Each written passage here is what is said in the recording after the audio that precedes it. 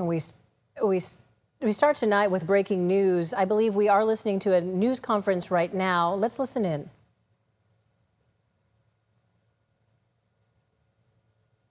Crews responding just as a single engine to a smoke investigation.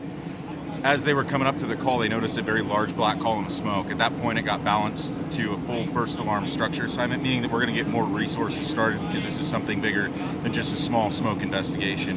When they arrived on scene, they had a very well-involved trailer in the very backyard of this residence that was quickly extending into a garage that's also connected to a living unit, which is right next door to a house. There's multiple outbuildings. There was a boat that was on the other side of the trailer that burned as well. There was a motorcycle in the backyard that started to catch on fire. There's multiple vehicles that had the potential to catch on fire. There was grass, there was a fence. The neighbor's house got a little bit of scorching to it. So crews had a little challenging time with water supply. You can see there's a lot of 5-inch hose. That's our water supply coming from a fire hydrant. We needed multiple hydrants on this fire just because of access issues. There were a lot of cars stacked up behind every one of our fire engines. They were just too close to get out of the way, so we could start pulling hose off the back of them and get them hooked up to a hydrant. Once crews got hose lines deployed in the backyard, they got a pretty quick knockdown on this. Nobody was injured in this. One person did complain of exhaustion, but that was just because they were kind of running around the property, not really knowing what to do, which is typical in a situation like this. There were 2 6-foot boas that were inside that were saved. We were able to get those out and get those to their owner, so they're in a box right now being cared for, but no other injuries to report.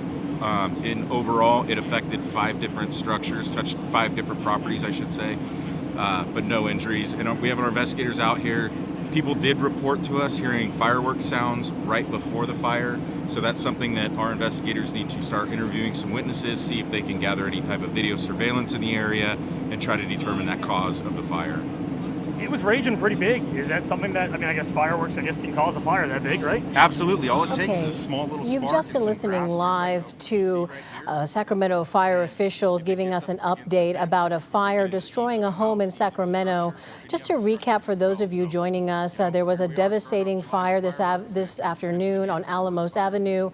Fire officials just gave us an update. No injuries reported, but 2 pets or animals, snakes, have been removed from the area.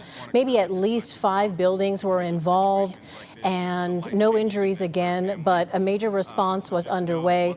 And that is the update that we have right now on this fire destroying a home in Sacramento. This is a developing story. We do have a crew on scene gathering more information. We're going to bring that information to you throughout the evening. Stay with us for updates.